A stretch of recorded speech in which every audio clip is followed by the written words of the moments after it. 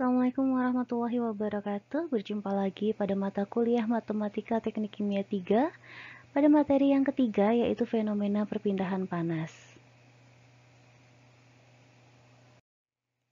Perpindahan panas terjadi ketika ada perbedaan suhu yang mengakibatkan aliran panas berpindah dari suhu yang lebih tinggi menuju suhu yang lebih rendah. Ini disebut sebagai fenomena perpindahan panas. Perpindahan panas sendiri dapat terjadi dengan 3 cara. Yang pertama, secara konduksi atau secara rambatan. Jadi, perpindahan panas yang terjadi antara benda atau partikel yang berkontak langsung melekat satu dengan lainnya dan tidak ada pergerakan relatif di antara benda-benda tersebut. Jadi, pada perpindahan panas secara konduksi terjadi secara molekuler. Pada perpindahan panas konduksi berlaku hukum Fourier, di mana Q konduksi sama dengan Ka dikalikan dengan dt per dx, di mana K adalah konduktivitas termal bahan dan A adalah luas penampang bidang yang mengalirkan panas. Yang kedua, secara konveksi. Perpindahan panas secara konveksi terjadi antara permukaan padat dengan fluida yang mengalir di sekitarnya, menggunakan media penghantar berupa fluida, baik itu cairan maupun gas. Pada perpindahan panas secara konveksi, berlaku hukum Newton.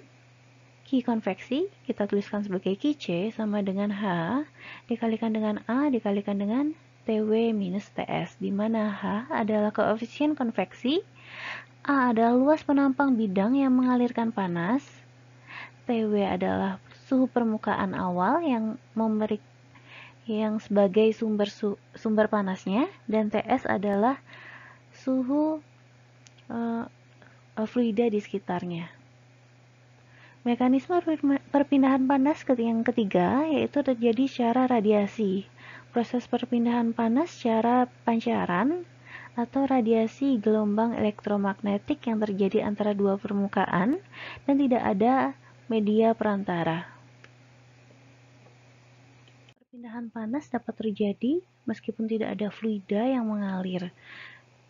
Jadi misalnya kita punya dua buah plat. Di sini mula-mula suhunya adalah T0 pada titik di sini. Kemudian pada suatu saat plat yang bawah suhunya dipanaskan menjadi T1. Jadi T1 lebih tinggi dari T0. Karena adanya perbedaan suhu di mana T1 lebih tinggi dari T0, maka akan terjadi perpindahan panas dari T1 menuju T0. Pada waktu yang sebentar atau T kecil, maka gradien suhunya sebagai fungsi dari jarak dan waktu, dia akan membentuk gradien suhu yang kecil seperti ini. Jadi pada saat T-nya masih kecil, suhu masih merupakan fungsi dari jarak dan waktu. Kemudian, ketika waktunya sudah lama, atau bisa kita katakan sebagai steady state, maka gradien suhu yang terjadi akan menjadi seperti ini, dan di sini temperatur hanya menjadi fungsi dari jarak. Jadi di sini ada gradien suhu ke arah Y. Di sini ke arah atas ada gradien suhu ke arah Y. Jadi jika kita tuliskan sebagai persamaan matematis, local rate of heat flow per unit area, jadi aliran panas per luas atau disebut dengan heat flux pada arah Y. Di sini kan ada gradien suhu ke arah Y, ditulis sebagai QY, di mana QY adalah minus K dikalikan dengan dt per dy, menunjukkan ada perubahan suhu atau gradien suhu pada arah Y. Heat flux di sini terjadi karena konduksi dan proporsional atau sebanding dengan perbedaan suhunya. Jika perubahan temperatur atau distribusi temperaturnya terjadi pada arah yang lain, maka tinggal kita ubah Qy di sini menjadi Qx, artinya perubahan panas atau distribusi panas terjadi pada arah X sama dengan minus K dikalikan dengan dt per dx, artinya gradien temperatur terjadi pada arah X. Kemudian jika terjadi pada arah Y, maka penulisannya adalah Qy, jadi gradien panas terjadi pada arah Y, perubahan aliran panas terjadi pada arah Y, sama dengan min K dikalikan dengan dt per dy, perubahan suhu terjadi ke arah Y. Begitu juga ke arah Z, jadi jika aliran panasnya ke arah Z, maka persamaannya adalah Qz sama dengan minus K dikalikan dengan dt per dz. Jadi perubahan suhu, aliran panas atau perubahan suhu, gradien suhunya terjadi pada arah yang tertentu. Jika ini kan ada X, Y, Z, maka di sini adalah bidang datar atau rektanguler. Kalau nanti kita menemukan kasus di silinder, maka bidangnya adalah QR, Qx, dan Q radian. Konduktivitas termal atau dituliskan sebagai K merupakan sebuah variabel yang menunjukkan apakah sebuah material dapat menghantarkan panas dengan baik atau tidak. Jika nilai K atau konduktivitas termalnya tinggi, maka material tersebut disebut dengan konduktor. Contohnya adalah metal, jadi dia akan bisa menghantarkan panas dengan sangat baik. Kemudian jika konduktivitas termalnya rendah, artinya dia adalah insulator, dia justru akan menghambat panas. Kemudian ada kelompok bilangan tak berdimensi yang menghubungkan antara energi momentum, perpindahan momentum, dan perpindahan energi yang disebut dengan Prandtl number. Jadi Prandtl number adalah kecepatan dibagi dengan alfa, di mana persamaan ini menjadi Cp kalikan dengan mu per K. Jadi menghubungkan antara mu, viskositas fluida. Jadi kalau momentum itu berhubungan dengan viskositas dan dibagi dengan K, yaitu konduktivitas termalnya. Kasus-kasus perpindahan panas dapat kita selesaikan dengan dua cara. Yang pertama, kita menyusun neraca panasnya pada elemen volume. Jadi kita tinjau dulu sistem yang akan kita selesaikan, kemudian kita selesaikan dari neraca panasnya, kita lihat inputnya, outputnya, kemudian apakah ada panas yang generated atau panas yang dikonsumsi, dan akumulasi panas yang terjadi. Kita susun, kemudian kita selesaikan sampai kita mendapatkan persamaan diferensial neraca panas yang nanti akan kita selesaikan secara matematis untuk mendapatkan hasil akhirnya. Kemudian yang kedua, kita gunakan persamaan diferensial umum neraca panas yang disebut dengan equation of energy. Dan dari equation of energy nanti akan kita selesaikan untuk kasus-kasus tertentu, untuk kasus-kasus perpindahan panas, dan kita sederhanakan dengan pencoretan sehingga persamaan diferensial ini akan menjadi sederhana. Equation of energy bisa kita lihat pada buku Bird, Fenomena Perpindahan Transfer Fenomena. Dan saya rekomendasikan untuk memiliki buku itu karena equation of energy ada di bagian appendix-nya dan banyak sekali kasus-kasus fenomena perpindahan panas. Tidak hanya fenomena perpindahan panas, tapi juga perpindahan massa dan momentum yang ada di buku Bird. Jadi buku Bird itu buku dewanya untuk fenomena perpindahan lah. Penyelesaian kasus-kasus perpindahan panas yang pertama dengan penyusunan neraca energi atau energy balance. Kita susun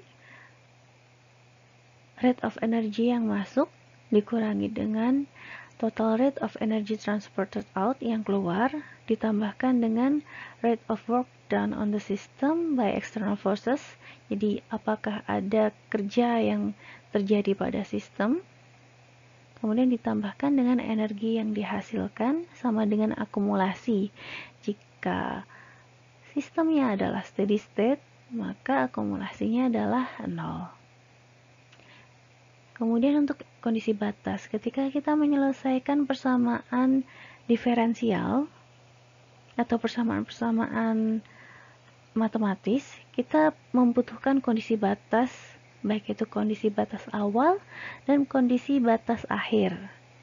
Pada kasus-kasus perpindahan panas, kondisi batas bisa kita lihat dari 3 hal. Yang pertama, apakah suhu permukaan dijaga tetap? Jika suatu suhu permukaannya dijaga tetap, maka penulisan kondisi batasnya adalah temperatur pada saat X sama dengan L adalah T sama dengan L di sini. Suatu permukaan suhunya dijaga tetap pada TL. Jadi T pada saat X sama dengan L sama dengan TL. Yang kedua, kondisi batas yang kedua, jika fluks panas pada suatu permukaan dijaga tetap. Jadi di sini Q-nya yang dijaga tetap. Ketika Q dijaga tetap, maka kondisi batasnya adalah Q sama dengan minus K dt per dx. Ketika X sama dengan X0, nilainya adalah 0. Yang ketiga, ketika pada bidang batas antara padat dan fluida, maka yang terjadi adalah konduksi sama dengan konveksinya. Jadi kita samakan persamaan yang tadi, minus K dikalikan dengan dt per dx sama dengan H dikalikan dengan dt per dx. Latihan kasus perpindahan panas. Kasusnya adalah kita punya sebuah kawat. Kawatnya panjang, berbentuk silinder dengan jari-jari R yang dialiri listrik sehingga di dalam kawat timbul panas sebesar SE, di mana SE adalah I kuadrat per KE. Jadi ada panas yang dibangkitkan di dalam kawat tersebut. Kemudian konduktivitas termal kawat dijaga tetap. Suhu permukaan kawat dijaga tetap T0. Carilah T sebagai fungsi dari radius kawat. T sama dengan FR. Jadi fungsi dari radius atau jari-jari pada kondisi steady state. Sudah dibilang bahwa di sini kondisinya steady state. Dan perpindahan panas hanya terjadi ke arah radial saja. Jadi kawat berbentuk silinder. Di dalamnya dialiri panas sehingga di sini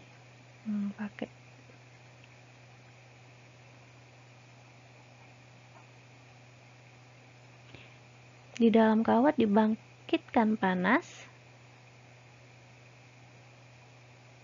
sebesar SE.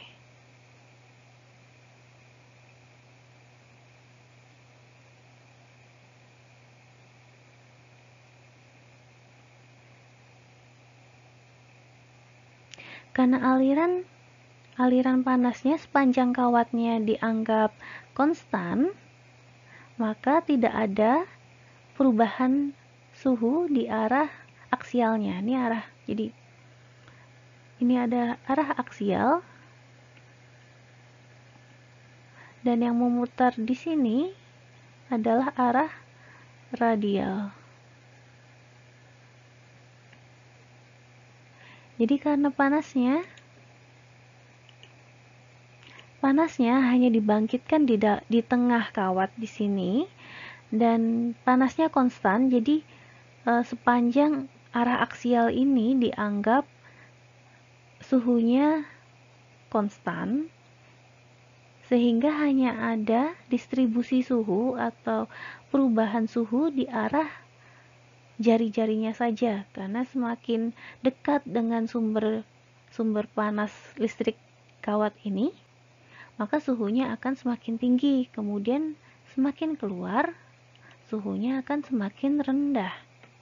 Jadi akan terjadi distribusi suhu dari arah radial, misalnya distribusi suhunya, jadi semakin dekat dengan kawat suhunya akan semakin tinggi, kemudian semakin jauh dari kawat, suhunya akan semakin rendah.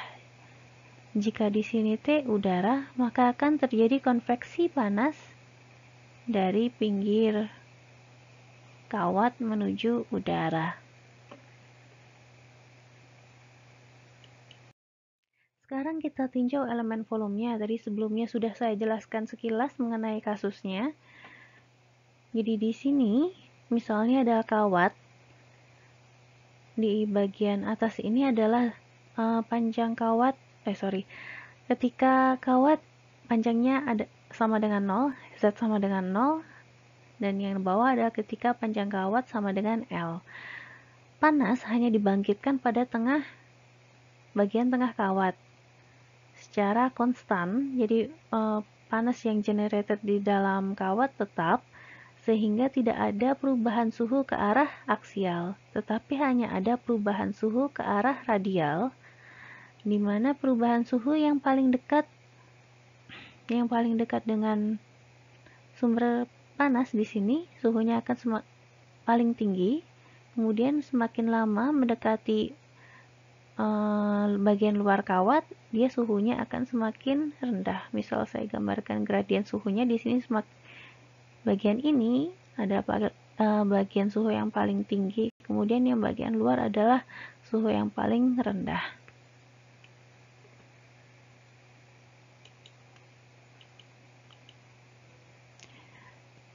Asumsi yang pertama, perpindahan panas ke arah radial. Tadi sudah saya jelaskan, karena panas dibangkitkan dari bagian tengah kawat, sehingga hanya ada perpindahan panas ke arah radial.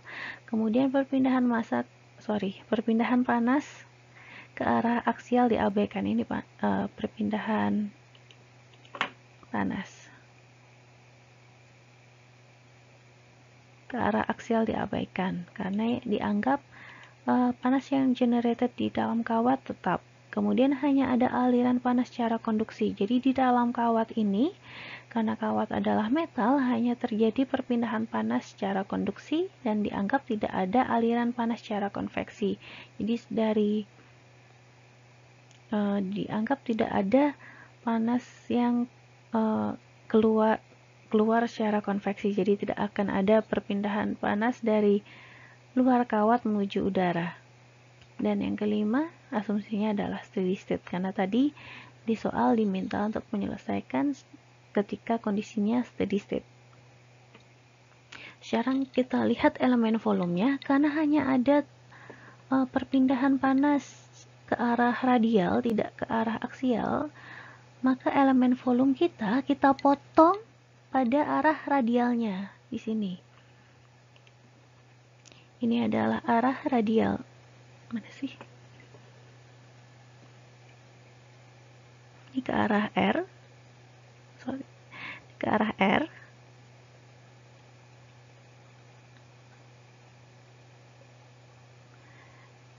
Jadi kita potong elemen volumenya di arah R, karena hanya ada perpindahan panas ke arah radial. Kita potong elemen volume sampai sepanjang kawat dari Z sama dengan 0 sampai Z sama dengan L. Jadi elemen volume kita sepanjang L, dari 0 sampai L ke bawah.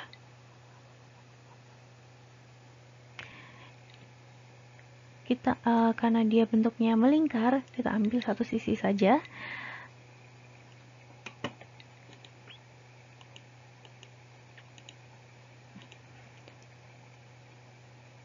Dari elemen volume ini, Q yang masuk adalah heat yang masuk dari konduksinya, kita simbolkan sebagai QR pada saat posisi R.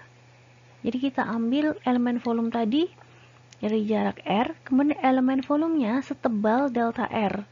Jadi tebal elemen volume hanya delta R, kemudian jari-jari penuh si kawat ini adalah R besar, disimbolkan sebagai R besar di sini. Saya ulangi lagi, jadi pada elemen volume ini kita tinjau panas yang masuk dan panas yang keluar. panas yang masuk dari arah dalam kawat, yaitu QR, adalah heat yang masuk karena konduksi pada posisi R. Karena di sini adalah ketika jari-jari sepanjang R kecil. Kemudian yang keluar adalah panas yang keluar karena konduksi pada posisi R plus delta R. Di sini karena elemen volume tebalnya adalah delta R dan awalnya tadi adalah R, jadi yang keluar ada pada posisi R plus delta R. Jadi panas yang keluar kita simbolkan sebagai QR pada saat R ditambahkan dengan delta R. Akan kita susun racal panasnya, tetapi saya gambarkan dulu elemen volumenya. Dari slide sebelumnya kita punya elemen volumenya berbentuk silinder sepanjang L, sepanjang kawatnya, di mana di tengah kawat dibangkitkan panas sebesar SE. Kemudian elemen volumenya memotong di R sepanjang L, di mana panas yang masuk adalah QR pada posisi R. Elemen volume kita setebal delta R, kemudian panas yang keluar adalah pada posisi QR pada posisi R plus delta R. Jadi QR pada posisi R ini adalah panas masuk, kemudian QR pada posisi R plus delta R ini adalah panas yang keluar, dan SE adalah panas yang dibangkitkan.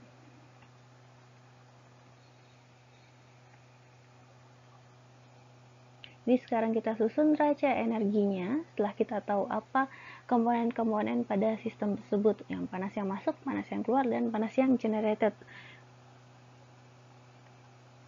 Energi masuk dikurangi dengan energi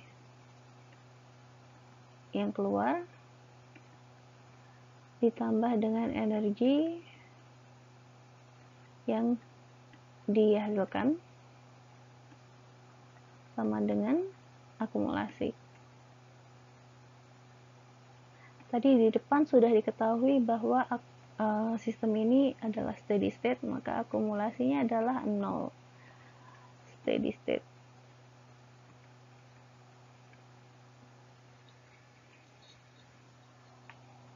Energi yang masuk adalah QR pada posisi R. Berapa banyaknya energi yang masuk bergantung pada luas transfer panasnya. Jadi ini adalah dikalikan dengan A, luas bidang transfer panas. Jadi dikalikan dengan luas bidang transfer panasnya. Kemudian energi yang keluar adalah QR pada posisi R plus delta R, sama dikalikan juga dengan luas bidang transfer panasnya, ditambah dengan energi yang generated. Energi yang generated sebesar SE dikalikan dengan elemen volume pada elemen volume yang kita tinjau, sama dengan 0. Sekarang kita tinjau berapa luas bidang transfer panas dan berapa elemen volume kita. Luas bidang transfer panas kita A. Jadi luas bidang transfer panas kita kan sebesar ini, seluas ini. Jadi keliling lingkaran dikalikan dengan panjang kawatnya. Jadi keliling lingkaran itu 2 PR dikalikan dengan L-nya. Ini adalah luas selimut tabungnya. A-nya adalah 2 PR dikalikan dengan L. Please notice bahwa di sini ada R dan juga ada R plus delta R. Jadi R di sini untuk luasnya adalah R rata-rata.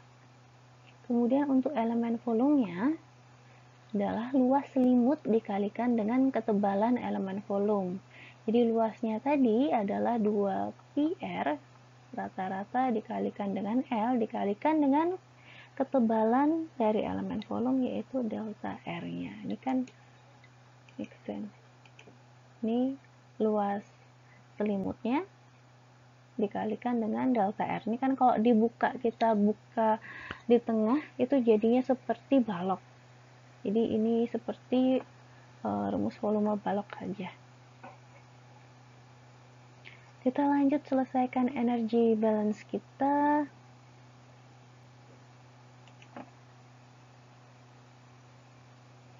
Kita masukkan A-nya, QR pada posisi R dikalikan dengan A-nya adalah 2pi R dikali dengan L dikurangi dengan QR pada posisi R plus delta R dikalikan dengan A-nya 2pi R dikalikan dengan L ditambah SE dikali volumenya adalah 2pi R dikali delta R dikali dengan L sama dengan 0. Kita bisa sederhanakan persamaan ini. Di sini ada 2pi coret semua, 2pi coret, 2pi coret, 2pi coret. Ada lagi L-nya dicoret, L coret, dan L coret. Di sini kita notice masih ada R. Di generated ada R, di energi keluar ada R, di energi masuk juga ada R. Tetapi distribusi panas yang terjadi ini kan ke arah R. Jadi kita nggak boleh hapus R dari persamaan energy balance ini. Nggak boleh kita coret walaupun di ketiga ruas ini ada R-nya, tetapi nggak boleh kita coret karena fungsi ini nantinya akan menjadi fungsi ke arah R. Jadi kalau dicoret nanti mau hitung apa seperti itu.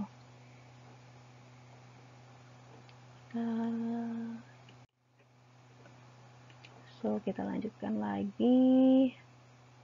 Sekarang kita punya R posisi QR pada posisi R dikurangi dengan R dikalikan dengan QR pada posisi R plus delta R sama dengan saya pindah ruas langsung minus SE dikalikan dengan R. Kita balik jadi R plus delta R-nya di depan, di R, QR pada posisi R plus delta R dikurangi dengan R kali QR pada posisi R sama dengan R dikalikan dengan SE. Ini di sini ada dibagi dengan delta R. Jangan lupa di sini dibagi dengan delta R. Ini kan masih ada delta R di sini. Bentuk ini bisa kita limitkan. Jadi persamaan ini kita limitkan pada posisi delta R mendekati 0. Kalau kita punya limit dari delta X per delta Y ketika delta Y mendekati 0, ini hasilnya adalah dx per dy. Jadi dengan kata lain persamaan di sini setelah kita limitkan akan berubah menjadi sebuah bentuk diferensial. So, di sini menjadi d per dr karena di sini delta R, deltanya berubah menjadi d dari R dikalikan dengan IR. R-nya di sini sudah bukan lagi R rata-rata. Sama dengan R dikalikan dengan SE.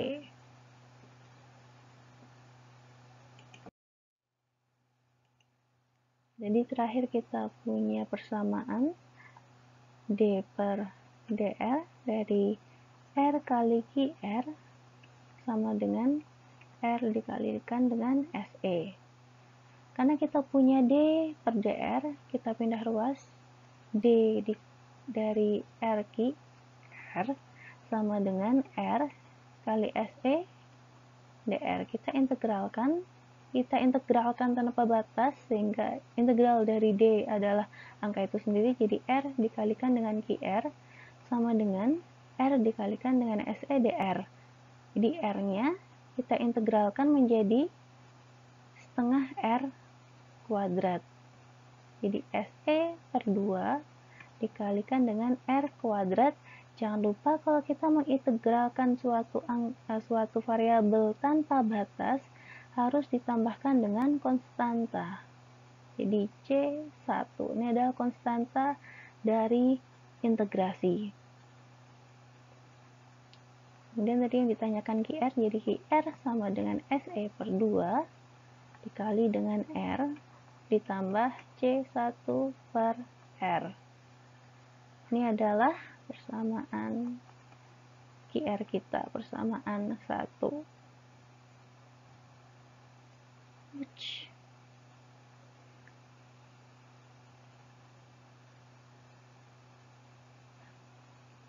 Sekarang kita tentukan kondisi batasnya, boundary conditionnya. Pada saat R sama dengan 0, tadi kan R sama dengan 0 adalah tempat di mana panas itu dibangkitkan, sehingga QR-nya bukan tidak berhingga, jadi dia memiliki nilai. Ketika dia memiliki nilai, artinya konstantanya adalah 0. Jadi konstanta ini C1 di sini nilainya adalah 0. Sehingga persamaan 1 menjadi QR sama dengan SE per 2 dikalikan dengan R. Di mana QR adalah panas konduksi, rumusnya adalah minus K dt per dr, karena perubahan suhunya ke arah R. Jadi kita tuliskan minus K kalikan dengan dt per dr sama dengan SE per 2 dikali dengan R.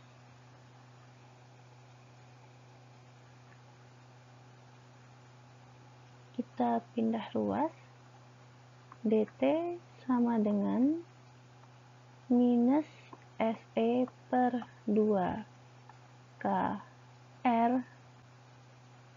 dr.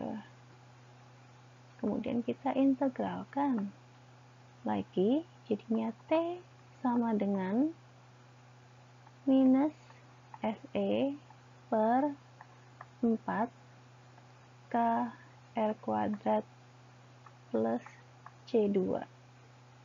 Ini kalau diintegralkan kan jadi 1 per setengah R kuadrat. Jadinya di sini SE per 4K kali R kuadrat ditambah C2.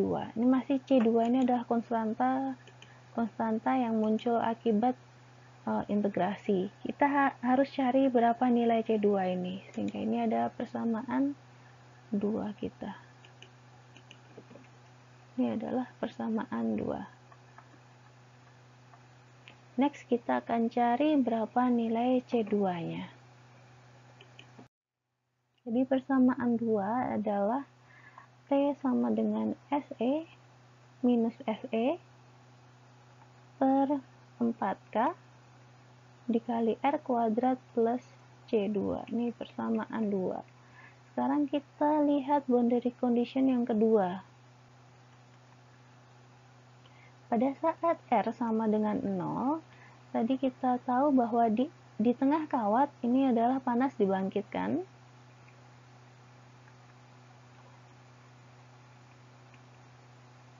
Sehingga menuju ke luar kawat.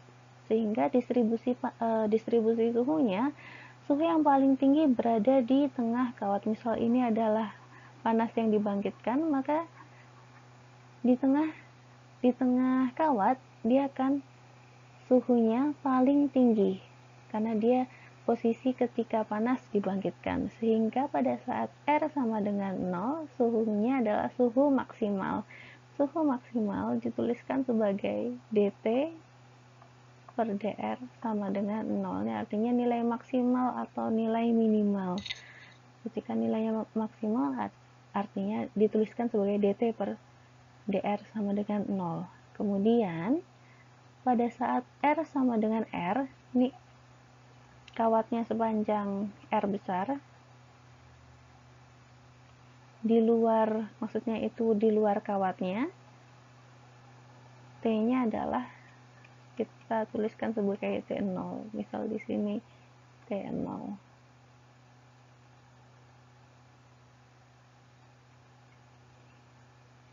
Sekarang kita masukkan boundary condition yang kedua ini ke persamaan 2. Pada boundary condition 2, T-nya adalah T0. Jadi T di persamaan 2 kita ubah menjadi T0. T0 sama dengan minus SE per 4K dikalikan dengan R. R di sini disubstitusikan dengan R besar, R jari-jari. R kuadrat plus C2. Terus kita balik, C2 sama dengan T0 ditambah dengan SE per 4K dikalikan dengan R besar kuadrat. Sekarang kita udah tahu berapa nilai C2. Persamaan 3. Kita substitusikan persamaan 3 menuju ke persamaan 2. Kita substitusikan nilai C2 ke persamaan 2.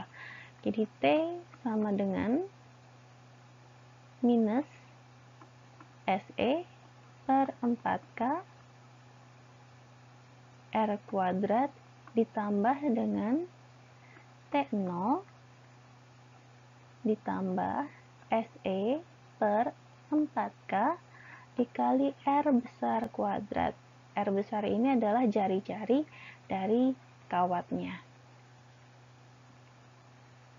Terus kita sederhanakan T minus T0 sama dengan SE per 4K dikali dengan R kuadrat minus R kuadrat. R besar kuadrat minus R kuadrat. Misal R kuadratnya kita keluarkan, jadi SE dikali dengan R kuadrat per 4K. Di sini jadi 1 per R kuadrat per R besar kuadrat. T minus T0. Dan ini adalah persamaan akhir kita, di mana kita membuat persamaan akhir yang menghubungkan temperatur di dalam kawat sebagai fungsi dari jari-jari. Jadi nanti kita bisa menghitung berapa suhu kawat ketika jari-jarinya misal 1 mili. Ini seperti itu. Jadi akhirnya kita bisa mendapatkan persamaan matematis yang kita bisa menghitung berapa temperaturnya pada saat jari-jari tertentu. Cara ini kalau kita menyelesaikan kasus perpindahan panas secara penyusunan energi balance. Di dalam fenomena perpindahan kita mengenal yang namanya persamaan umum untuk perpindahan panas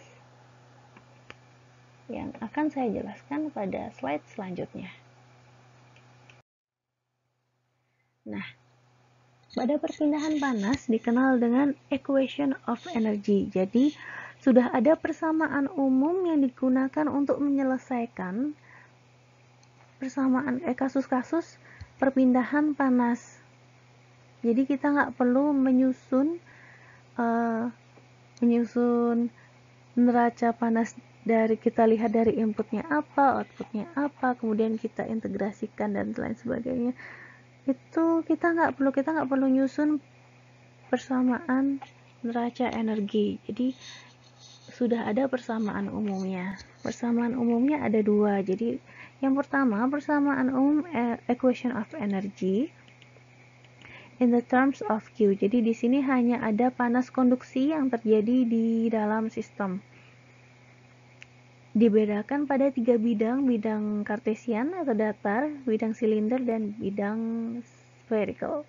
Bisa dilihat di sini Rho dikalikan dengan CP, dikalikan dengan DT per DT, dikalikan ditambah dengan Vx dan seterusnya. Ini persamaannya panjang, tetapi nanti bisa kita sederhanakan dengan pencoretan-pencoretan. Jadi kita lihat apakah ada, misal di sini ada, apakah ada perubahan suhu ke arah DY. Kalau nggak ada, kita coret. Apakah ada fluida yang bergerak ke arah X. Kalau nggak ada, kita coret.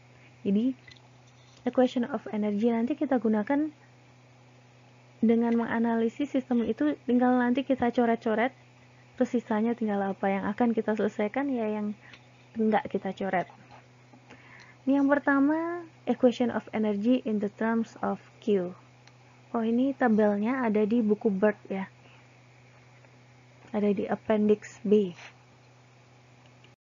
Yang kedua, equation of energy for pure Newtonian fluids with constant rho and K. Jadi di sini kalau equation of energy untuk konveksi, jadi ada fluida di dalamnya, ada fluida yang berpengaruh pada sistem. Ini juga pada bidang kartesian, bidang silinder, dan bidang spherical penggunaannya juga sama. Kita analisis apakah ada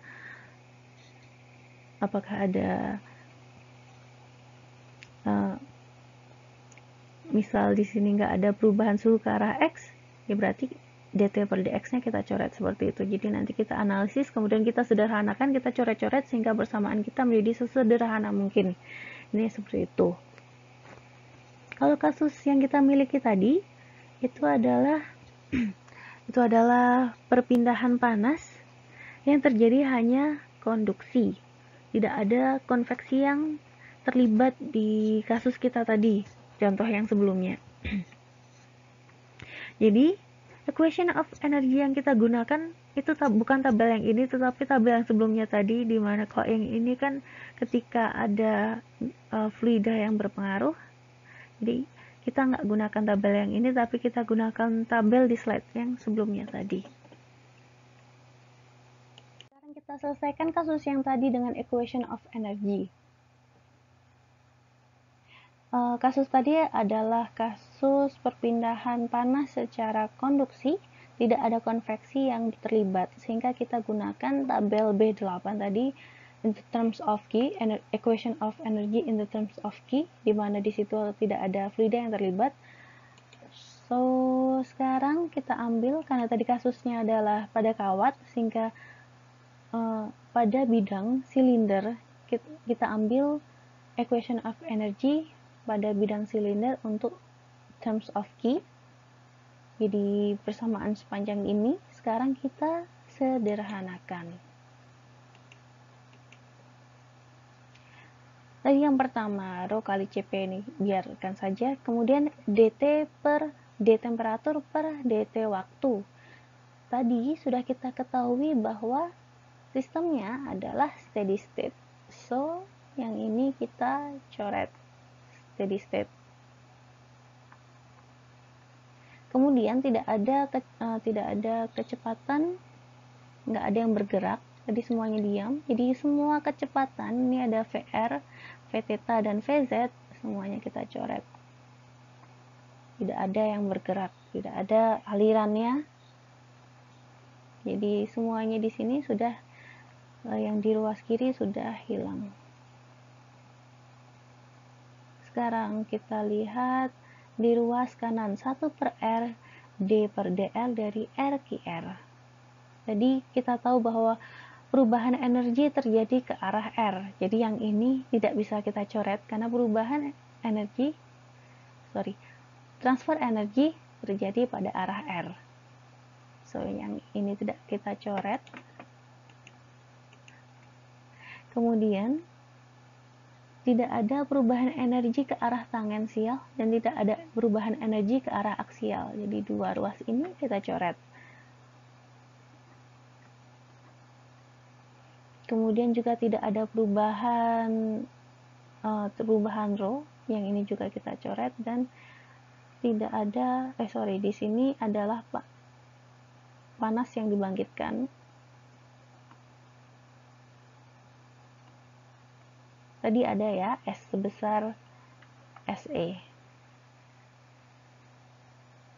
Jadi sekarang persamaan kita sudah sederhana, ruas kirinya sudah habis, ruas kanannya kita tinggal punya 1 per R, D per DR dikalikan dengan RQR, ditambah dengan yang generated yaitu SE. Jadi persamaan kita menjadi 1 per R, D per DR, RQR sama dengan SE. Kita pindah ruaskan R per DR dari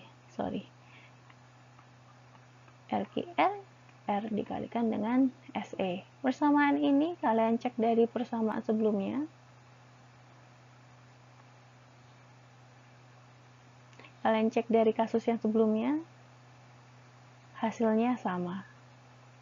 Jadi kita nggak perlu menyusun neraca energi, kita tinggal gunakan equation of energy, kita coret, kita analisis, kemudian kita coret yang bukan merupakan komponen dari kasus yang akan kita selesaikan.